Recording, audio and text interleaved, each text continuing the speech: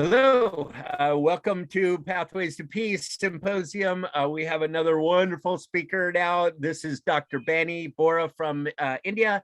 She runs the Center for Social Change, and she has incredible amount of experience, and I'm so glad to have her here with us. Would you like to introduce yourself? And I'll put up your slide.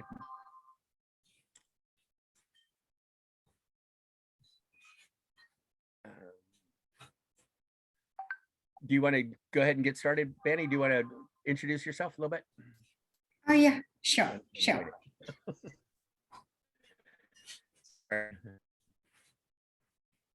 Yeah, I think you have started sharing it, yeah? Oh, sorry. Yeah, but I'm not sure what I'm sharing. Hang on, go ahead and talk and then I'll. Yeah, sure. No problem. Thank you so much, Matt. And a very happy birthday. I know every speaker must have said so. It's such a noble initiative that you have organized a symposium on this special day of yours. Thank you so much. And to introduce myself, I think it's really what I say, not that easy to talk about yourself. I find it really difficult, but then a brief introduction about myself is that I have more than 20 years of experience working in the field of development sector, basically education, extension education. And at present, I am a founder director of Center for Social Change, which is my passion, and I devote genuinely lots of my time to the cause. And this is how we are going to, so it came, and thank you once again. And I'm also a senior consultant to SAIL for National Center for Literacy, NCRT, and as a visiting professor of International Institute of Adult and Lifelong Education. So I have authored 2 books, and one is on women empowerment, empowerment of marginalized women, study of gender resource centers in Delhi. Then, and the other one, the second book is on legal literacy, the trainer's handbook that I have authored. And thank you, Matt, for giving me this opportunity. I'd like to give a brief presentation on my topic, and then we would, discuss. Yeah. Very good.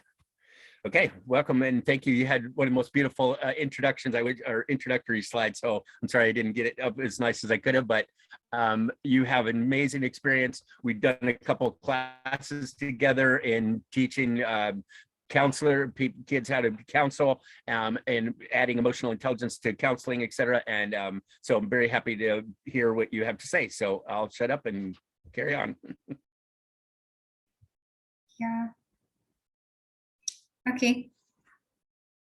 So when we discussed that, like, if I can have a session with you, the topic which came to my mind is building peace through value education. So I was just thinking what should be the topic in related to peace and emotional intelligence, but somehow value education came to my mind. Why so? I'll briefly talk about the vision and mission of our organization, that is Center for Social Change, where we talked about this community. Our vision is community empowerment through people's participation, co-creation, and values. And mission is to create a neighborhood where people collectively contribute towards relief of poverty, improved socio-economic environment, and bring positive changes. So, I could relate very much that, something value is very much needed in our society. And for values, probably that's the reason when it came to the vision of Center for Social Change. What we are working with, this is a community we have of children and mothers. Basically, mostly we are working with children and mothers, but our approach is family-based approach. like all the siblings and the parents together we work for, so that the family, the change happens in the family and with the family members. And here is another focus of ours is on mother's literacy. Why? We realize that there is acute crisis of values. A child uses fake name. Why? Children as young as 5 years use abusive language. Why? Physical fights, a common practice. Dishonesty, immorality. We don't know where do we stand exactly and how to deal with it. Values are described as the principal and fundamental convictions which function as guides to behavior and the standard used to judge which actions are good or bad and desirable or undesirable, as stated by Halstead and Taylor in 2000. So focusing on acute crisis of values, when I'm talking about the child who uses a fake name, it actually, a child who was just crossing the road, who's a rag picker. I called the child, 2 of them brothers, they said, and they came. And then when I asked their names, they said, one said Neeraj, the other one said Dilip. I said, okay, very nice names. And at that point of time, the picture, this photo, this is the center place where we were teaching children, and they were across the road. So I called them to come to this place, and I was talking to them, and I asked, why don't you want to, you are into this rack packing. They get up early in the morning, go for a rack picking, and then, education doesn't matter for them. Like they're all about the similar age group of these children. And while we were talking, it took us about 5 minutes or so.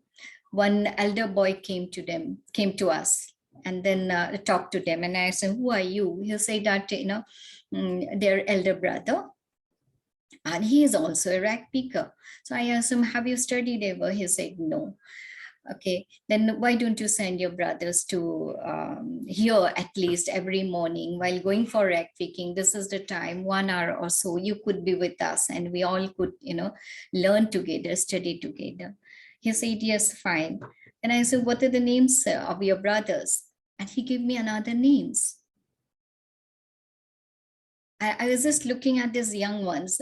They just, put their eyes down. What was that? I had a question at that point of time. What was that? What was that compulsion? Why did they give another name?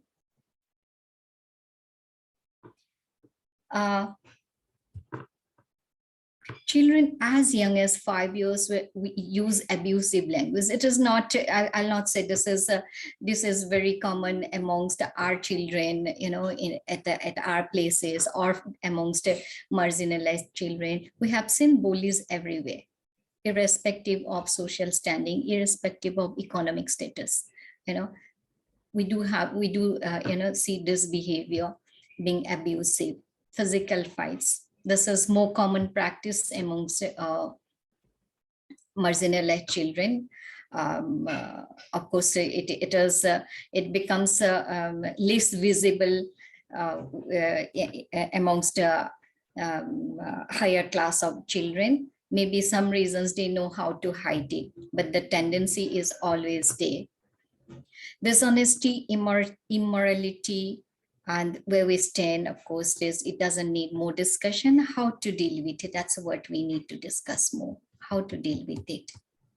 Bringing your definition of values, and I have got 2 definitions. Of course, I mean, it's not, I'm not going to go to that theory type of things, but these 2 definitions I found very relevant. I liked it. From birth, human learns values through social interaction. Hence, values have roots in preschool experiences. As a result, children begin primary schools with various values. The concept of value is complicated. There is confusion between consensus values and traits and attitude. First,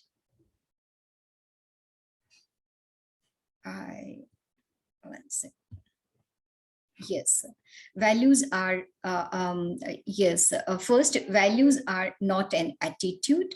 While attitude entails objects and situation, values do not involve any object or situation. Values have more flexibility than traits. So they include interest.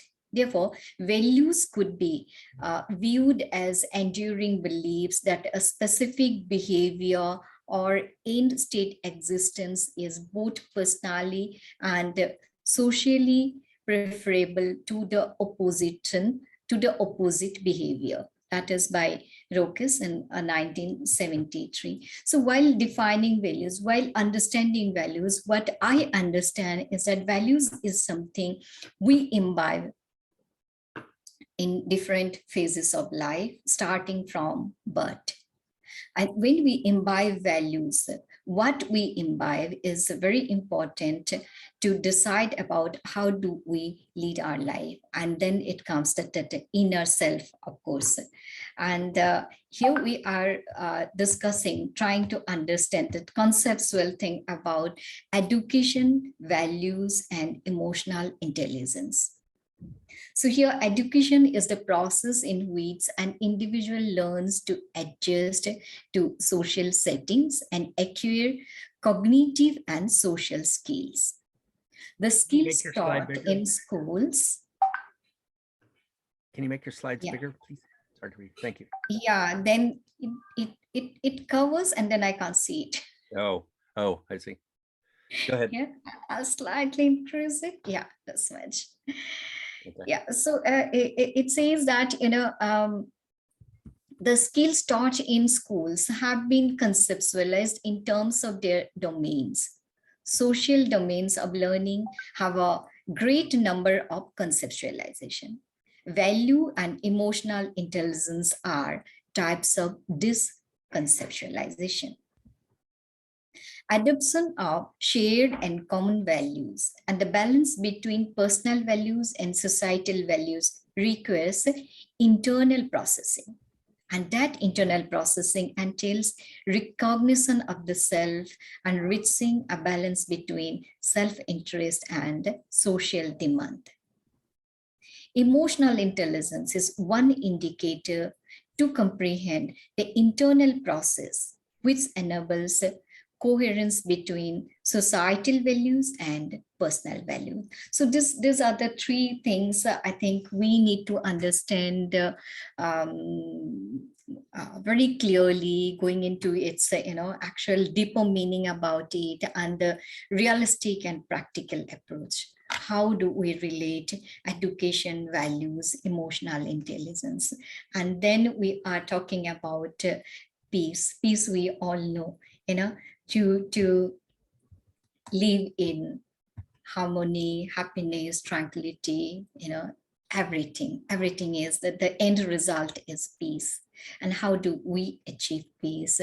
Through value education, through emotional intelligence, from our childhood till we become old enough, we stay happy, we stay in peace. How do we do that? That is the basic question we have today. And these are my points, my views here. And let's have a discussion on it if you have any questions. And before closing this presentation, I wish once again a very happy birthday to you, dear Matt. And it is always a pleasure to have you with us during our various sessions on counseling skills. I'm sure all of our participants would be very happy to wish you the same. So I convey wishes on behalf of all our participants. Thank you. Thank you so much. Thank you. Thank you. Very nice. Very nice and great presentation. I appreciate it. I appreciate your kind words and your wisdom. There you go. So let's talk about values for a minute. We have a few more minutes to talk.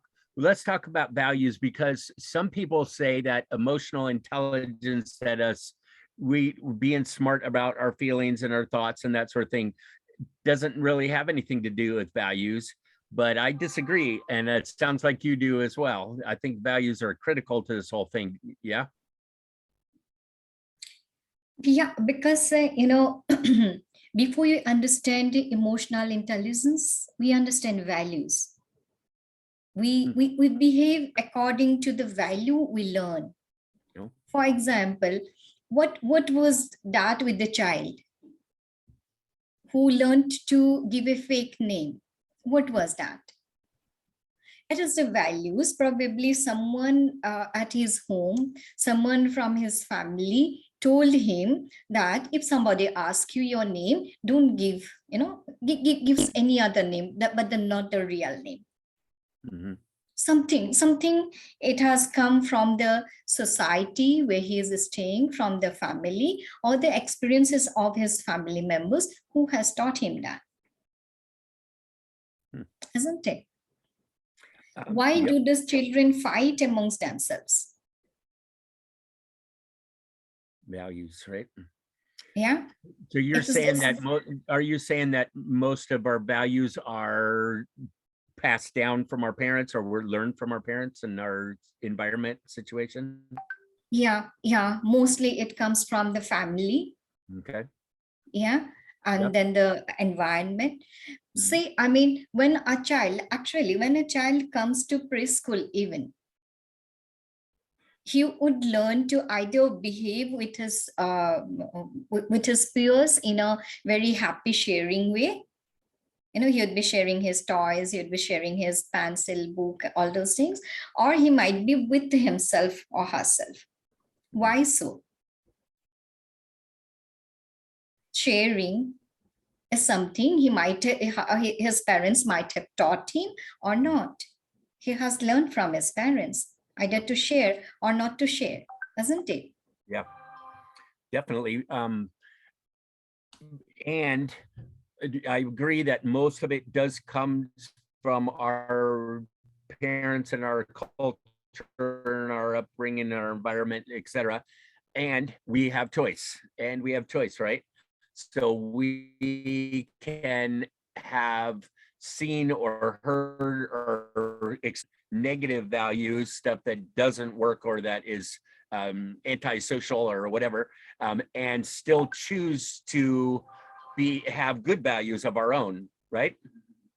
Mm-hmm. Mm-hmm. It takes time. If the environment, if the family has taught me bad values, to change it to good values, it takes time. And that's where we need value education. Mm-hmm. Yep. And value education, as well as emotional intelligence, are not normally taught in schools, correct? They're not here. Not normally. No. Yeah. Value education is there, but not emotional intelligence. But while teaching value educations, while we are trying to teach, understand, help the child to understand about himself or herself, this emotional intelligence come automatically. The thing is that we have not differentiated, or you have not made it a separate subject, but it is actually a part of value education. They both go together.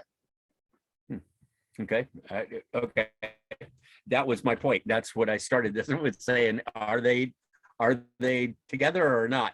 And because the examples is the opposite, where they have people in our history like Hitler, or some of the, like Charles Manson. I don't know if you know who he is. He was a mass murderer in the United States. Some of those guys, Ted Bundy, those guys they knew about emotions. They could use people's emotions, but then they did very bad things with them, right? So you can have emotional intelligence and have high emotional intelligence and low values, and it does not go well. That's not, you miss the point, right? Yeah. You have high emotional intelligence and low values. not okay, right? Not Not okay. okay. They're Not okay. Yeah. Yeah. Yeah. they're a team. So yeah, so value education, I'm agreeing with you, is a critical part to this whole thing. It's not normally taught along with emotional education, but it needs to be in order to get to peace. In order to get to peace, I don't know that those guys that were willing and now starting wars, people that start wars and such, are they at peace, do you think? Are they peaceful knowing that they are killing people? I don't know. I'd like to think that they're not, but I don't know. What do you think?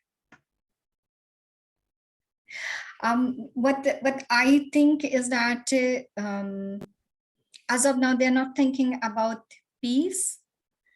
They have a target, and that's what they're trying to achieve. Mm. Yeah. Mm. Yeah. They're not thinking about peace as of now. For them to achieve their target is the main objective, and they're going ahead with this. Yeah. No matter what, no matter what it does to other people, right? Yeah. And what is the and I'm sure because they are in a self denial mode. They are not saying that we have killed people. They said we are trying to earn victory for our country. This is what that denial is there. So I think as of now, they're only trying to achieve the target. They're not thinking about, and those who are thinking, they will need certainly mental health support. Right. Yeah. And we were having a conversation yesterday, and somebody saying, how could they do that? How could they, how could you kill people? How can you blow people up and that kind of thing? And what we found out is that the people that order that make that happen, who decide it and order it, they don't do it. They're not actually doing it. They're not actually killing anybody. Then they can actually not even see it happen if they want to. And so that changes things a little bit, don't you think? Yeah, it changes the whole scenario, because you have not seen what's happening, how people are suffering, and those who are doing it, they are trained to do it. Yeah. Yeah. They are trained. Like, we have those in the meat shop. I'm just to giving a basic example. And the meats, everyone can't go and cut a goat or a chicken, or even a fish, but they are trained. They do it. So here we have the people in the battlefield who are doing the job, killing people. The objective to win victory, and those who have order, they don't know what are the sufferings, what is the reality. So I think, yeah, and that is again, that has to do with, again, emotional intelligence and mental health, who have framed the plan, who have designed it. This is how we would achieve it. Yeah. And values. And values. And values. And values. And values. Yep. Very true. Very good. Okay. Beautiful. Great conversation. Great PowerPoint, and your point is well taken about values being critical to peace. And so we'll summarize and say that that's something I will be taking forward. So thank you for that. Making sure that that's important. Your value is in giving us values. No, I mean, what we see with our children, at this Center for Social Change, our children also, very much it is needed.